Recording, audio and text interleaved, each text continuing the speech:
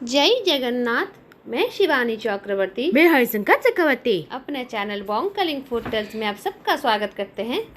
हमारे पिछले वीडियो में हमने आपको बताया था कि विभीषण जी जगन्नाथ मंदिर में क्यों आते हैं, और उसमें हमने ये भी कहा था कि जगन्नाथ मंदिर में विभीषण जी के लिए एक आरती होती है जिसको कहा जाता है विभीषण आरती। और आज के हमारे वीडियो में हम आपको बताएंगे कि वो आरती क्यों की जाती है। आप सबको पता है कि विभीषण जी प्रभु श्री रामचंद्र जी के कितने बड़े भक्त थे। लंका पर विजय प्राप्त करने में उनकी बहुत बड़ी भूमिका थी, क्योंकि वो भगवान नारायण के बहुत बड़े भक्त थे। अतः इसी कारण भगवान नारायण के अवतार श्री रामचंद्र जी के लिए भी उनके मन में असीम श्रद्धा और भक्ति थी। तो जब लंका विजय हो गया, भगवान श्री रामचंद्र जी अयोध्या प्रस्थान करने के लिए विचार करने लगे, तो विभीषण जी भी उनके साथ अयोध्या आने के लिए और वहीं पर अवस्थान करने के लिए जिद करने लगे, अनुरोध करने लगे, क्योंकि वो भगवान रामचंद्र जी के इतने बड़े भक्त हो गए थे। एक दिन भी रामचंद्र जी के बिना दर्शन के वो रह नहीं पा रहे थे। तो उन्होंने भी कहा कि हम भी जाएंगे, हम अयोध्या में आपके साथ रहेंगे।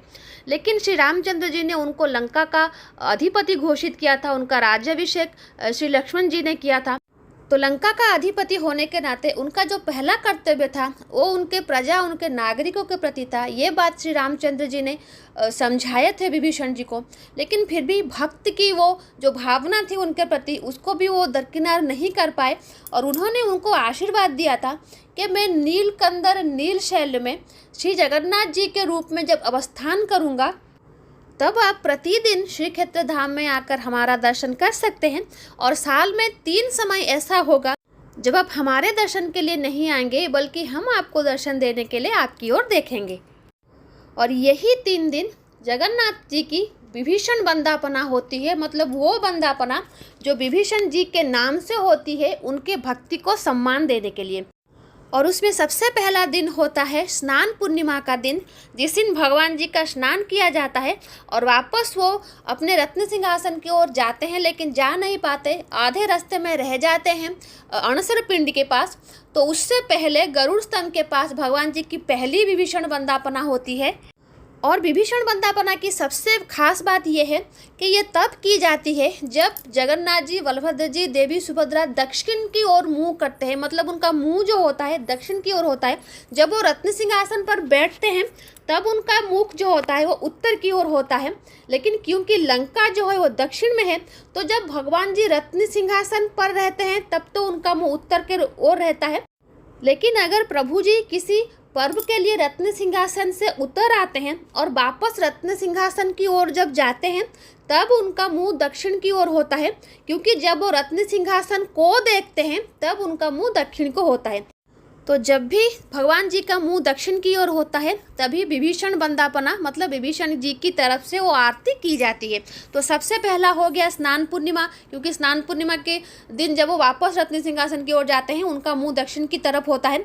और दूसरा दिन होता है जब वो श्री गुंडीचा मंदिर से बाहुड़ा के दिन निकलते हैं, क्योंकि जब अपने मंदिर में वापस आने के लिए जगन्नाथ जी बाहुड़ा के दिन निकलते हैं, तब श्री गुंडीचा मंदिर के जगमोहन के पास उनकी विभीषण आरती होती है, क्योंकि तभी भी उनका मुंह दक्षिण की ओर रहता है। और तीसरा और आखिरी आरती होता है जब नीलाद्रि विजय होता है, अर्थात रथ यात्रा का अंतिम दिन, जिस दिन जगन्नाथ जी रथ यात्रा की परिसमाप्ति करके अपने श्री मंदिर के अंदर वापस जाते हैं। तो वहाँ पर जो सुवासारी का मंदिर है, जगन्नाथ मंदिर में बहुत सारे श्री रामचंद्र जी को समर्पित किए हुए मंदिर हैं, तो वहाँ पर सुवासारी का मंदिर भी है जहाँ पर श्री रामचंद्र जी को भी ये मंदिर समर्पित है। वहाँ पर आखिरी विभीषण आरती की जाती है तीनों देवी देवताओं की। तो इसी तरीके से भक्त वत्सल प्रभु श्री जगन्नाथ अपने भक्त विभीषण को दिए गए वचन का मान भी रखते हैं और उनकी भक्ति का सम्मान भी रखते हैं। तो ये थी छोटी सी जानकारी जगन्नाथ मंदिर में विभीषण वंदापना, मतलब विभीषण आरती क्यों की जाती है, कब की जाती है और कैसे की जाती है। तो आज के लिए इतना ही, रहते हैं। जय जगन्नाथ, जय माँ काली।